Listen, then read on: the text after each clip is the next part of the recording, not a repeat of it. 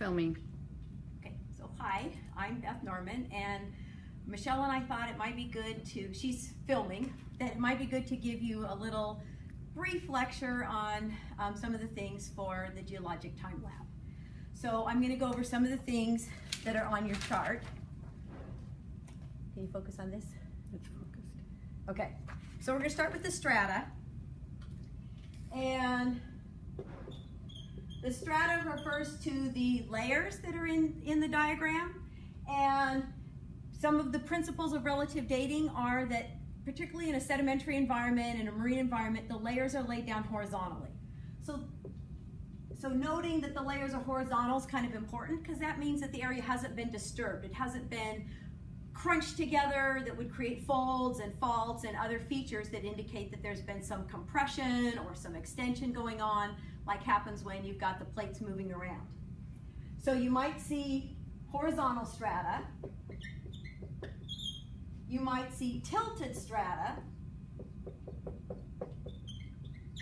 and you might see folded strata.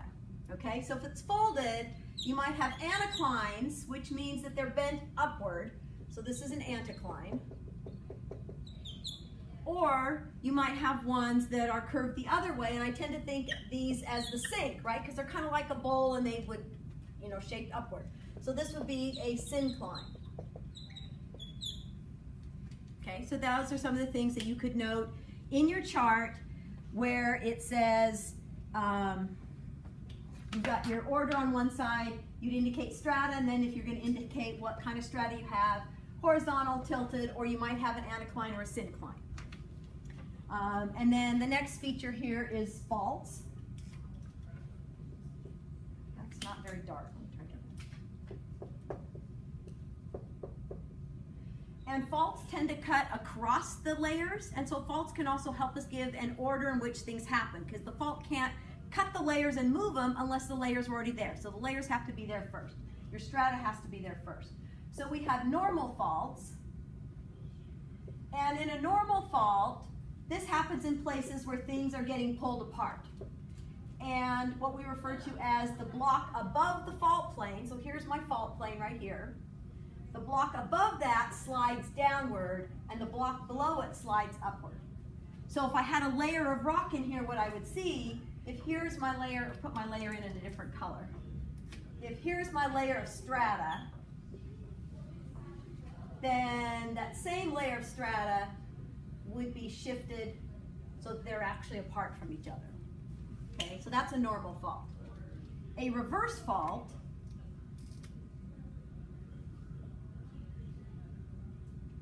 happens when things are getting kind of pushed together. So now I'm going to be shoving things together. And now this block, the block above the fault, went up relative to the other side, which went down. And now my layer is going to look like it's kind of overlapping. So there's my layer of rock on one side, and here's my layer of rock on the other side. And notice that they're overlapping now, right? Because things got pushed together. And the third type of fault is a strike slip fault, and this means they're sliding past each other this way. So this one's a little harder to draw. So and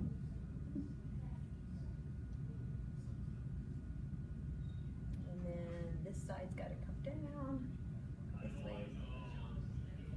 So it's like I have two blocks here. This side is sliding toward me. This side is sliding away from me.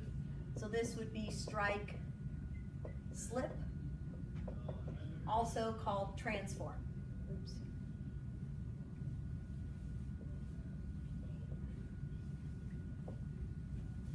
So those would be your three fault types. That again, if the letter's on a fault, then you would put one of these in the other section that we'll look at in a minute. Okay, so now we want to look at unconformities.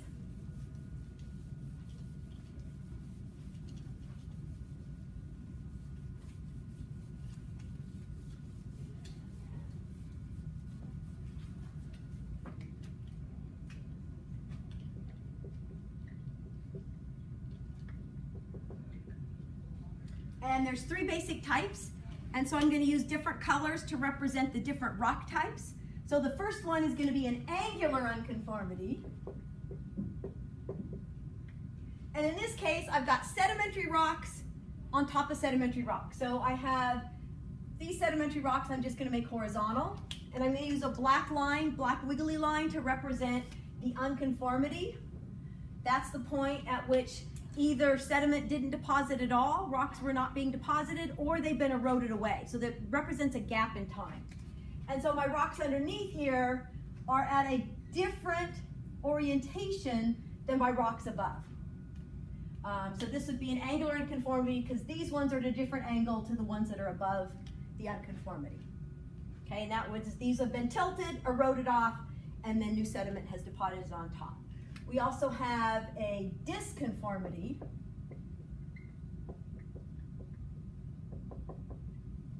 And in this case, my sedimentary rocks are all going the same direction. So here's my unconformity, and now they're still going the same direction.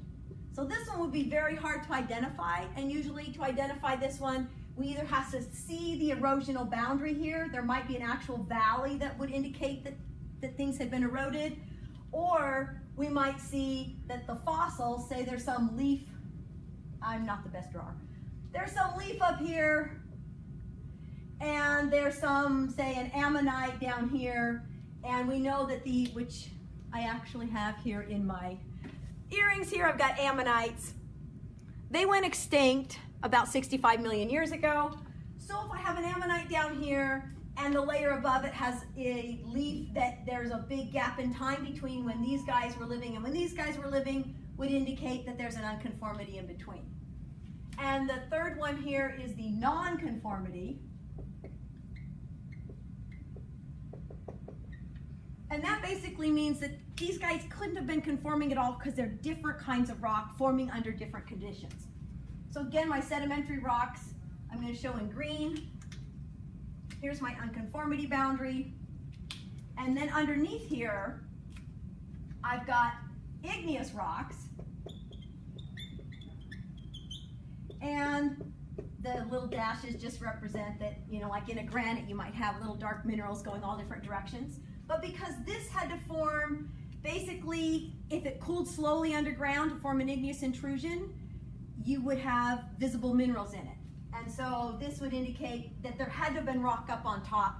And if this was here at the time, it would have got baked by the intrusion. No baking, there had to have been erosion. And over here, I've got metamorphic rocks.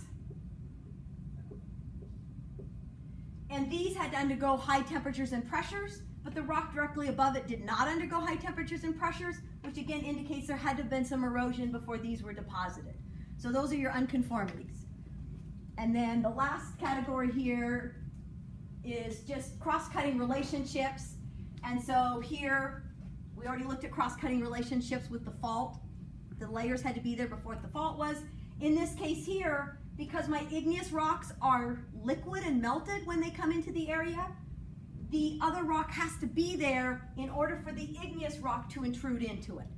We could also see this with a dike. So if I have some layers of rock here and a narrow fracture which gets filled with my igneous rock, so this is now igneous rock, these rocks had to exist in order for the dike to intrude into them. So that would be a cross-cutting relationship, and it would tell me that these rocks have to be older and this rock has to be younger. And then if there was an unconformity, and so my igneous intrusion goes up to that unconformity, but it doesn't cross the unconformity, and these rocks are not baked, but these rocks are baked, then these rocks up here have to be younger. These rocks here have to be older than my intrusion. In this case, this got intruded, so this has to be older. Older. These would be younger. So now let's take a quick look at our example diagram.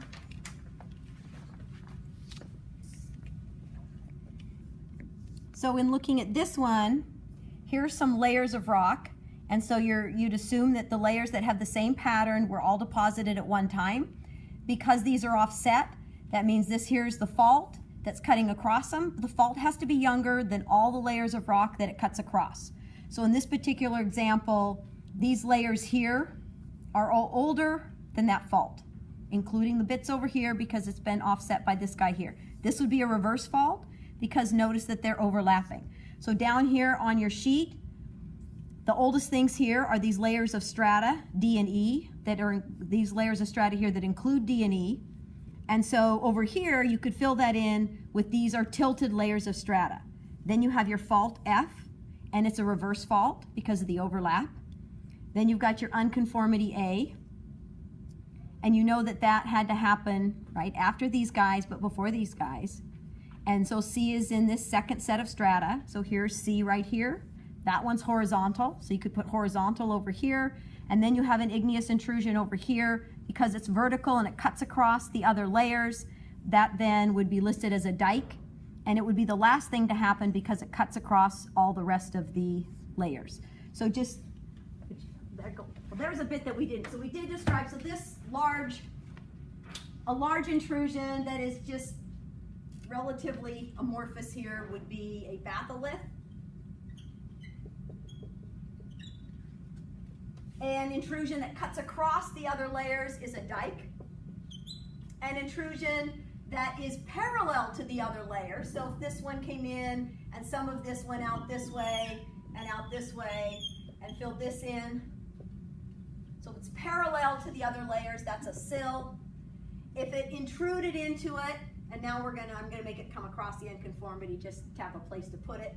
If that came in and then it intruded and formed kind of this lumpy shape like this that looks kind of like a mushroom shape, so this here is now my intrusion, and I would need some layers on top of that because otherwise, if it makes it to the surface, it's a lava flow.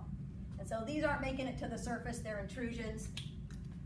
So this would be a laccolith that has this mushroom kind of shape to it. So those are your options for your intrusions. All right, I hope this helps with you doing your geologic time lab. Bye.